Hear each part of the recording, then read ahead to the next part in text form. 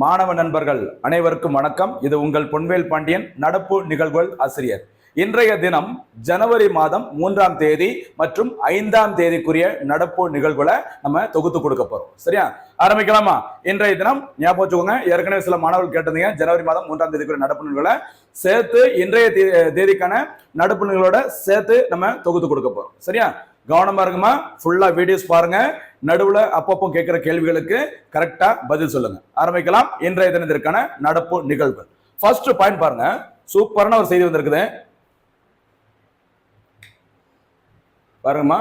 தியான் சந்த் கேல் ரத்னா விருது 2024. சில பேருக்கு டவுட் இருக்கும், விளையாட்டுத்துறையில இருந்து கேள்வி எல்லாம் வருமா அப்படின்னு சொல்லிட்டு. சரியா, இந்த மாதிரி தனித்துவம் வாய்ந்த முக்கியமான சில விஷயங்கள் வந்துட்டு எப்பவுமே கண்டிப்பா டிஎன்பிஎஸ்ல கேட்பாங்க.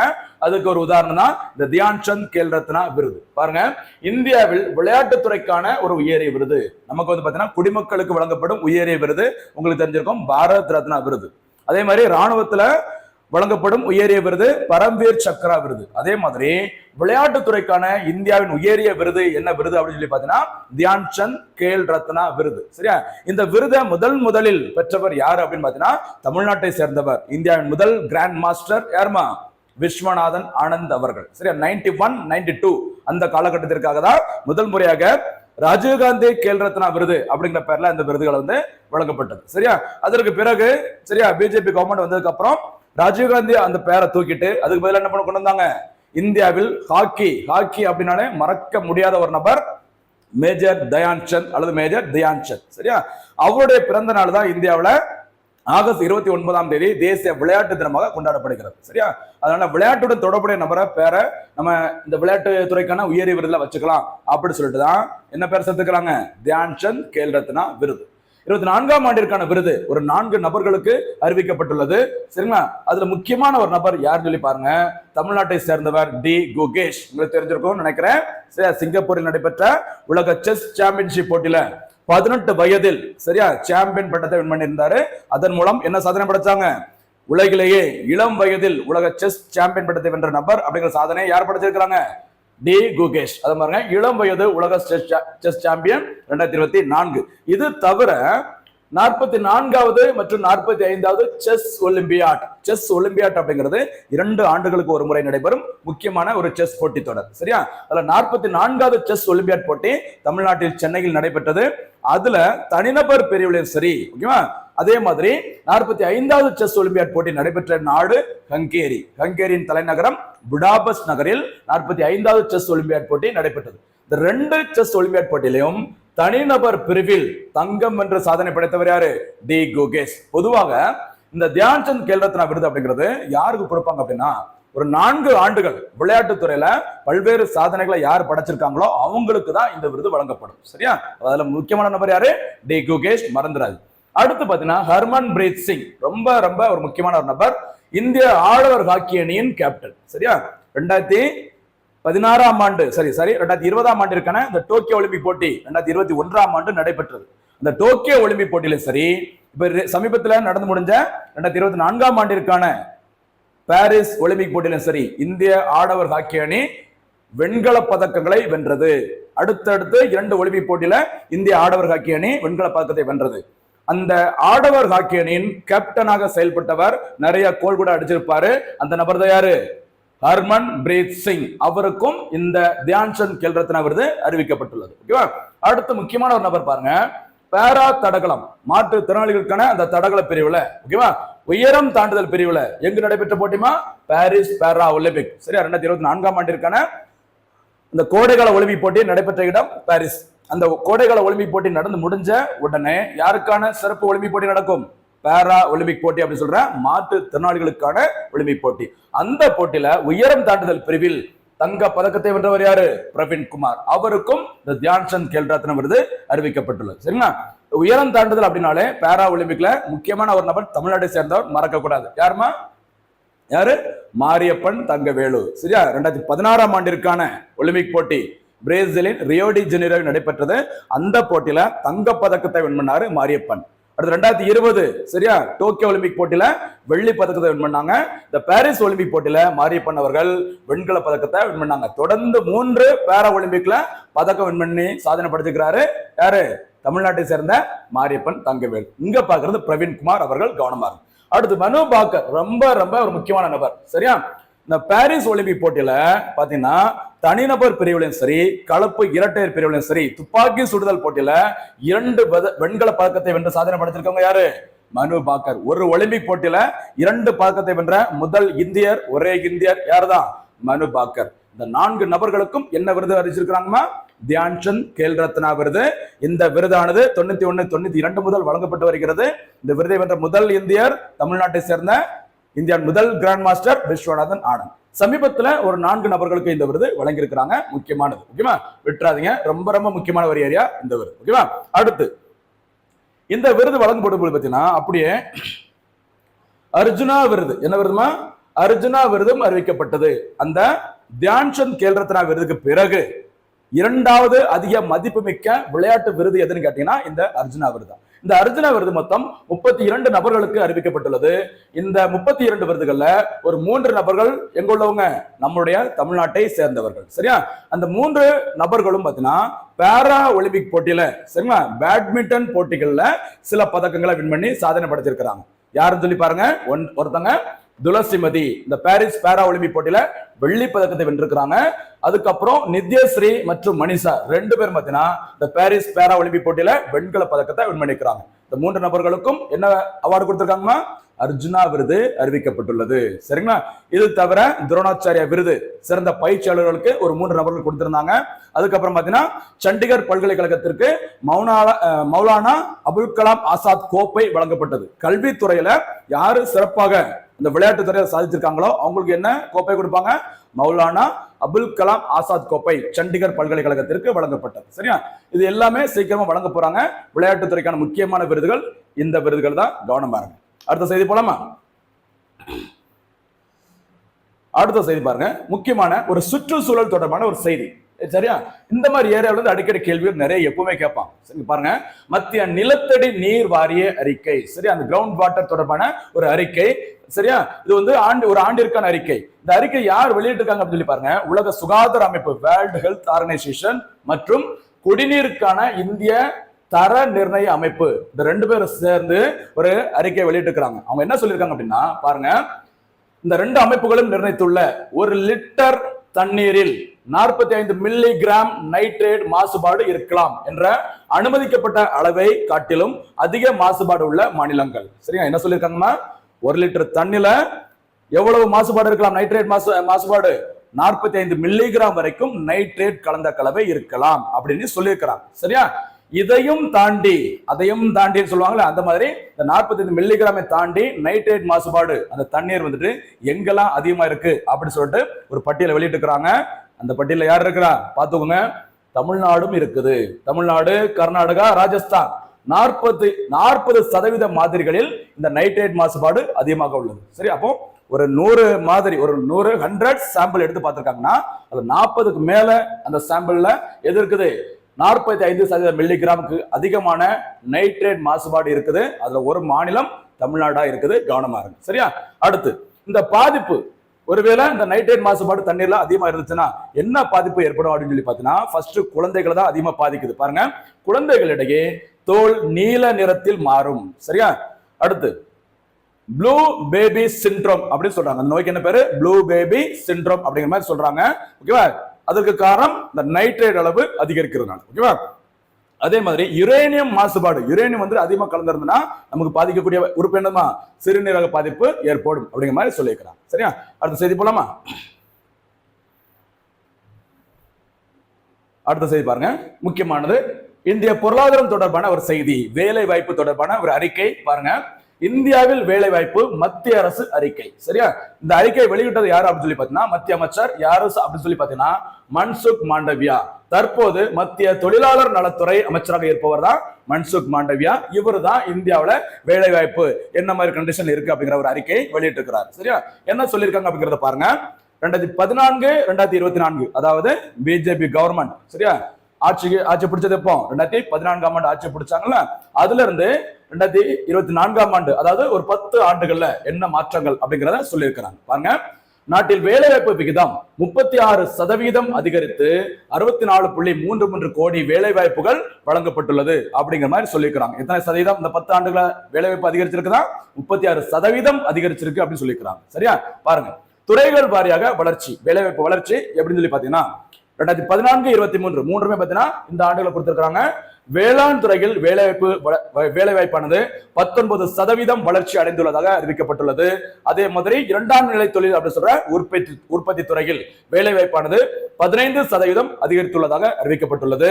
சேவை துறையில் வேலைவாய்ப்பு விகிதமானது 36% வளர்ச்சி அடைந்துள்ளதாக அறிவிக்கப்பட்டுள்ளது. சரிங்களா? பாத்துக்கோங்க, இந்த மூன்றுமே ரொம்ப ரொம்ப முக்கியமானது, விட்டுறாதீங்க. சரிங்களா? அடுத்து வேலை வாய்ப்பின்மை விகிதம், அன்எம்ப்ளாய்மெண்ட் ரேட் வந்துட்டு 2017-18 எத்தனை சதவீதமா இருந்திருக்குது? 6% இருந்திருக்குது. இப்ப ரீசெண்டா கடந்த நிதியாண்டுல 2023-24 நிதியாண்டுல இந்தியாவில் வேலை வாய்ப்பின்மை விகிதம் எத்தனை சதவீதமா குறைஞ்சிருக்குதான்? 3.2% குறைந்துள்ளது அப்படிங்கிற மாதிரி அந்த அறிக்கையில தெரிவிச்சிருக்கிறாங்க. அடுத்த செய்தி போலாமா?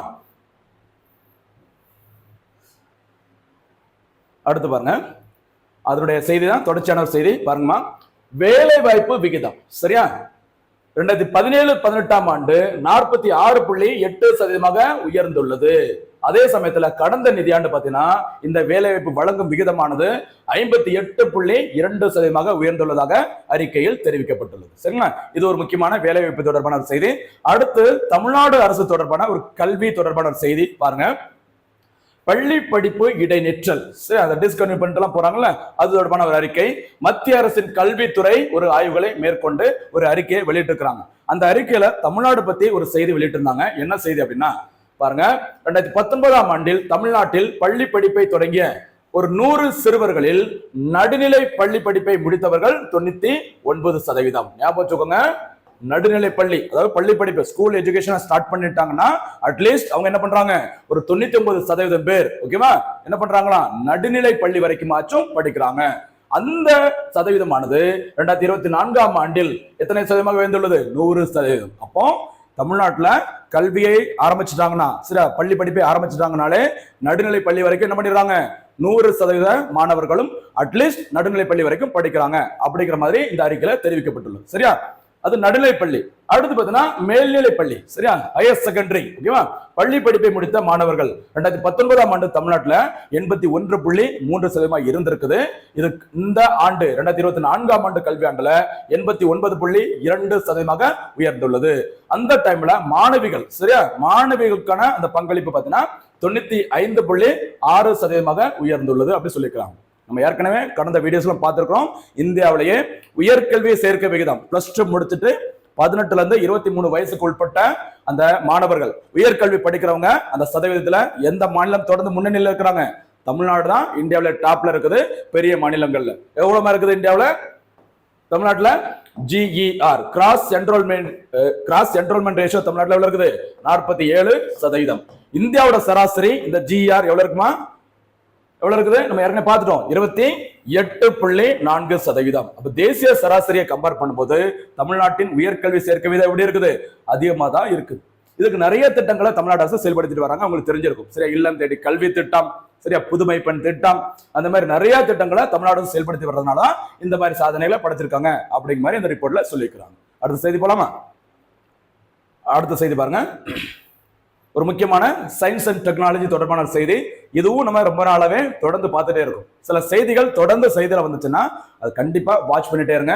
100% அதுல இருந்து ஒரு கேள்வி வரும். சரியா? பாருங்க, விண்வெளியில் காராமணி இந்த இருக்கு பாருங்க, விண்வெளியில் காராமணி ஓகேவா. நமக்கு பூமியில ஏதாச்சும் ஒண்ணு ஒரு விதையை போட்டோம்னா அது முளைச்சு வரதே கஷ்டமா இருக்குது. இப்ப ரீசனா பார்த்தீங்கன்னா விண்வெளிக்கு காராமணியை இஸ்ரோ அனுப்பி இருக்கிறாங்க. அது 4 நாட்களுக்கு பிறகு அனுப்பி 4 நாட்களுக்கு பிறகு என்ன இருக்குது? முளைச்சிருக்கு. சரியா? அதுதான் செய்தி. பாருங்க, விண்வெளியில் 2 விண்கலங்களை ஒன்றிணைப்பதற்காக ஸ்பேடெக்ஸ், சரியா பார்த்திருப்போம், யாருக்கு நம்ம பார்த்ததான் ஸ்பேடெக்ஸ் என்ற திட்டத்தை இஸ்ரோ செயல்படுத்தியது. என்ன டேட்லமா? டிசம்பர் 30, 2024 அன்று ஸ்ரீஹரிகோட்டாவில் இருந்து என்ன ராக்கெட் மூலமாக? BSLV C-60 ராக்கெட் மூலம் இந்த திட்டம் செயல்படுத்தப்பட்டது. 2 விண்கலங்களை அனுப்பியிருக்கிறாங்க. இன்னும் ஒரு 2 வாரங்கள்ல என்ன பண்ண போறாங்க, அந்த 2 விண்கலங்களையும் ஒன்றிணைக்க போறாங்க. சரியா?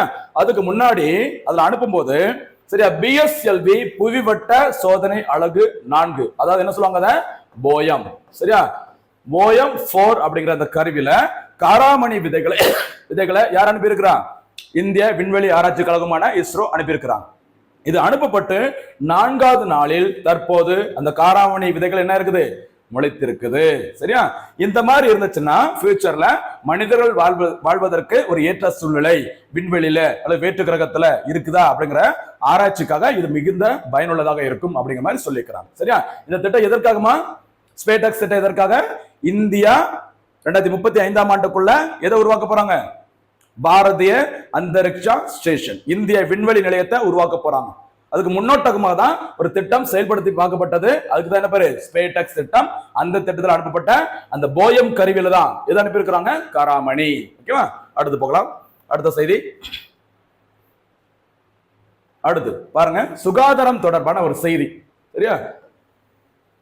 வேற எந்த நாடுகள்ல நோய் பரவிச்சுன்னா நம்ம அந்த அளவுக்கு பயப்பட மாட்டோம், கண்டுக்க வேண்டியது இல்லை. ஆனா சைனாவில் ஒரு நோய் வந்துச்சுன்னா கண்டிப்பா உலகம் ஃபுல்லா பரவும் அப்படிங்கிற மாதிரி எல்லாருமே பயந்துட்டு இருப்பாங்க. அந்த வகையில எல்லாரும் பயந்த மாதிரி ஒரு வைரஸ் வந்து ரீசெண்டா சைனாவில் பரவிட்டு இருக்குது. அந்த நோய் தொடர்பாக நம்ம பார்க்க போறோம். பாருங்க, சீனாவில் புதிய வகை வைரஸ் பரவல். அந்த வைரஸுக்கு என்ன பேருன்னு பாருங்க, HMBV வைரஸ். சரியா? சீனாவில் பரவி வருகிறது. அது என்ன பேரு, அந்த வைரஸுக்கு என்ன பேருன்னு பாருங்க, ஹியூமன் மெட்டானிமோ. அந்த வைரஸுக்கு என்ன பேருமா, ஹியூமன் மெட்டானிமோ என்ற வைரஸ் குழந்தைகள் முதல் பெரியவர்களுக்கு பாதிப்பை ஏற்படுத்தி வருகிறது. அந்த நோய் வந்து பாதிப்பு வந்துச்சுன்னா என்ன அறிகுறிகள் மூலம் அதை தெரிஞ்சுக்கலாம் அப்படின்னு சொல்லி பாத்தீங்கன்னா, காய்ச்சல் இருக்கும், மூக்கடைப்பு இருக்கும், மூச்சு திணறல் இருக்கும். கண்டிப்பா சளி பிடிச்சினாலே இது எல்லாமே இருக்கும். நம்ம ஆட்கள் பாதி பயத்திலே எல்லா நோயிலும் உள்ள வர வச்சிரும். சரியா? ஞாபகம் வச்சுக்கோமா, ரீசெண்டா சீனாவில் ஒரு புதிய வகை வைரஸ் பரவிட்டு வருது. அதுக்கு என்ன பேரு, HMBV வைரஸ். அது வந்து ஹியூமன் மெட்டானிமோ வைரஸ் அப்படின்னு சொல்றாங்க. சரியா? ஏற்கனவே 2019 டிசம்பர் மாசம் சீனாவில் எது கண்டுபிடிச்சாங்க, COVID-19. அதுக்கப்புறம் உலகம் ஃபுல்லா பரவிச்சது. அந்த மாதிரி இந்த வைரஸ் இருந்துருமோ அப்படின்னு சொல்லிட்டு தான் எல்லாரும் பயந்துட்டு இருக்கிறாங்க. கண்டிப்பா எதுவும் நடக்காது, நம்புவோம். சரியா? அடுத்த செய்தி போலாம். ரொம்ப ரொம்ப ஒரு முக்கியமான ஒரு ஏரியா பாருங்க, தமிழக அரசின் திருவள்ளுவர் திருநாள் விருதுகள். சரியா? பொங்கல் முடிஞ்சதுக்கு அப்புறம் வர்ற அந்த திருவள்ளுவர் திருநாள் அன்று தமிழ்நாடு அரசு சில விருதுகளை கொடுப்பாங்க, வழங்குவாங்க. அதற்கு இப்ப ரீசெண்டா அந்த விருதுகள் யாருக்கெல்லாம் வழங்கப்பட உள்ளது அப்படிங்கிற மாதிரி ஒரு அறிக்கை வந்து அறிவிச்சிருக்கிறாங்க. என்னென்ன விருதுகள் அப்படிங்கிறத நம்ம பார்க்கலாம். சரியா? திருவள்ளுவர் விருது. சரியா? 2025ஆம் ஆண்டிற்கானது. சரியா? திருவள்ளுவர் விருது 2025ஆம் ஆண்டிற்கான விருது யாருக்கு வழங்கப்பட்டுள்ளது, மு படிக்காராம். சரியா? படிக்காராம். ஓகேவா? பாத்துக்கோங்க, இந்த பேருக்கும் திருவள்ளுவருக்கும் அந்த பேருக்கும் சம்பந்தமே இல்லாத மாதிரி இருக்குது, கவனமா இருங்க. சரியா? படிக்காராம், படிக்காத ராமுக்கு என்ன விருது கொடுக்குறாங்க, திருவள்ளுவர் விருது. சரிங்களா? ஓகே, பாருங்க. அடுத்து அம்பேத்கர் விருது யார் கொடுத்திருக்காங்க, ரவிக்குமார் என்பவருக்கு வழங்கப்பட்டுள்ளது.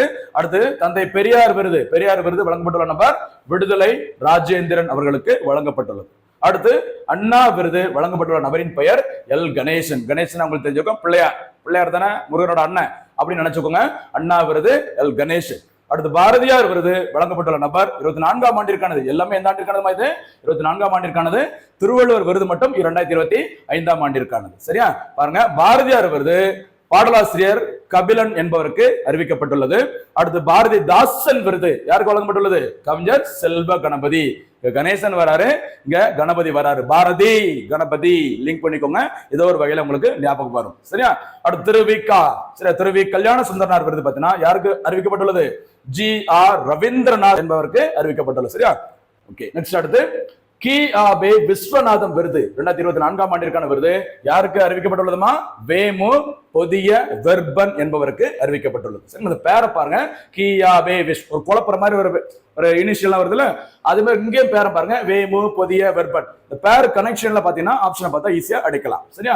அடுத்து இந்த விருது பெற்றவர்கள், இந்த விருது அம்பேத்கர் விருது, பெரியார் விருது, அண்ணா விருது, பாரதியார் பாரதிதாசனார் விருது, திருவிக்க விருது, இந்த விருது பெற்றவர்களுக்கு எவ்வளவு பரிசு தொகை அப்படின்னு சொல்லி பாத்தீங்கன்னா ரூபாய் 5 லட்சம் பரிசு தொகை வழங்கப்படும். சரியா?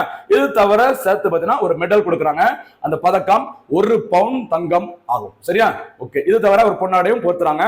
அதே மாதிரி இன்னொரு முக்கியமான ஒரு விருது பாருங்க, கலைஞர் விருது. சரியா, கலைஞர் மு கருணாநிதி இருக்காங்க இல்லையா, அவங்க பேர்ல கலைஞர் விருது யாருக்கு அறிவிக்கப்பட்டுள்ளது அப்படின்னு பாத்தீங்கன்னா முத்து பாபாசி. யாருமா? முத்து பாபாசி என்பவருக்கு அறிவிக்கப்பட்டுள்ளது. இந்த கலைஞர் விருதுக்கு தேர்ந்தெடுக்கப்பட்டுள்ள இந்த முத்து அவர்களுக்கு வழங்கப்படும் பரிசு தொகை எவ்வளவுமா? ரூபாய் 10 லட்சம். சரிங்களா, அந்த 10 லட்சம் வேற என்ன பரிசு கொடுப்பாங்க? தமிழ்நாட்டுல தகைசால் தமிழர் விருதுக்கும் எவ்வளவுதான் பரிசு தொகை? ரூபாய் 10 லட்சம். அதே மாதிரி கலைஞர் விருதுக்கு வழங்கப்படும் பரிசு தொகை எவ்வளவுதான்? ரூபாய் 10 லட்சம் பிளஸ் 1 பவுன் தங்க பதக்கம் வழங்கப்படும். சரிங்களா, இது எல்லாமே தமிழக அரசினால் பொங்கலுக்கு அப்புறம் வர்ற இந்த திருவள்ளுவர் திருநாள் விருதுகள் ரொம்ப ரொம்ப முக்கியமான விருதுகள். கவனமா இருக்கு. சரியா, அடுத்த செய்தி போலாமா? அடுத்து இந்த செய்தியும் நம்ம ரொம்ப நாளா நியூஸ்ல பார்த்துட்டே இருந்ததுதான். பெஞ்சால் புயல் அல்லது ஃபெங்கல் புயல் அப்படி சொல்லுவாங்க. உங்களுக்கு தெரிஞ்சிருக்குன்னு நான் நினைக்கிறேன். ஞாபகம் இருக்காமா? இந்த புயல் இதோ வருது, அதோ வருது, பயங்கரமா வருது அப்படிங்கிற மாதிரி நம்மளை பயமுறுத்திட்டே இருந்தாங்களா ஒரு புயல். அந்த புயல் தான் கடந்த நவம்பர் 2024 வங்கக்கடலில் இந்த பெஞ்சால் புயல் உருவானது. சரியா, இந்த புயல் பாதிப்பினை தற்போது ரீசெண்டா நியூஸ்ல வர காரணம் என்னன்னா, இந்த பெஞ்சால் புயல் பாதிப்பினை தீவிர இயற்கை பேரிடராக தமிழ்நாடு அரசு பேரிடர் துறை அறிவித்துள்ளது. சரிங்களா, ஞாபகம் வச்சுக்கோங்க. இந்த மாதிரி கேள்விகள் கண்டிப்பா வர்றதுக்கு வாய்ப்புகள் இருக்கு. சமீபத்தில் எந்த புயலுக்கு, ஏன்னா நிறைய புயல்கள் அடுத்தடுத்து வந்துட்டே இருக்கு தமிழ்நாட்டுல, எந்த புயலானது தீவிர இயற்கை பேரிடராக அறிவிக்கப்பட்டுள்ளது? சில புயல் வரும், வந்த இடம் தெரியாம போயிடும், இல்லைன்னா லைட்டா சின்னதா ஒரு பாதிப்பை ஏற்படுத்திட்டு போகும். இது பெரிய லெவல்ல பாதிப்பை ஏற்படுத்தியது. அதனால இது என்ன பேரிடர் அறிவிச்சுக்கிறாங்க? தீவிர இயற்கை பேரிடராக அறிவிச்சிருக்கிறாங்க. சரிங்களா, இந்த பாதிப்பு காரணமாக அதிக அளவு எந்த மாவட்டங்களில் பாதிப்பு ஏற்படுது அப்படின்னு பார்த்தீங்கன்னா விழுப்புரம், கடலூர் மற்றும் கள்ளக்குறிச்சி. சரியா, இந்த புயல் பேரையும் நல்லா பார்த்து வச்சுக்கணும். அடுத்த செய்தி போலாமா? அடுத்து முக்கியமான ஒரு நபர். சரியா, இந்த தனிநபர்கள் தொடர்பாக சில கேள்விகள் கண்டிப்பா கேட்பாங்க. ஃபேமஸான ஒரு நபர். சரியா, சயின்ஸ் அண்ட் டெக்னாலஜில தொடர்புடைய ஒரு நபர். உங்களுக்கு கண்டிப்பா தெரிஞ்சிருக்கும் அந்த பேரு ஆர் சிதம்பரம். ஆர் சிதம்பரம், கவனமா இருங்க, விட்டுறாதீங்க. சரிங்களா, மூத்த இயற்பியல் விஞ்ஞானி ஆர் சிதம்பரம் அவர்கள் ரீசெண்டா காலமா இருக்கிறாங்க.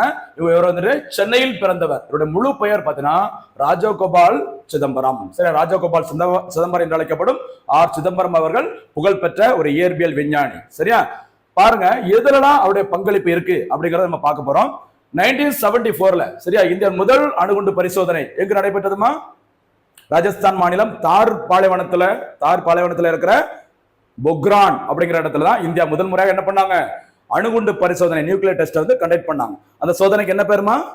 இந்திரா காந்தி அம்மையார் பிரதமராக இருக்கும் போது தான் இந்தியா முதல் அணுகுண்டு பரிசோதனை நடத்தப்பட்டது. அந்த சோதனைக்கு என்ன பேரு? லாஃபிங் புத்தா, சிரிக்கும் புத்தர். போட்டது அணுகுண்டு, வச்ச பேர் என்னது?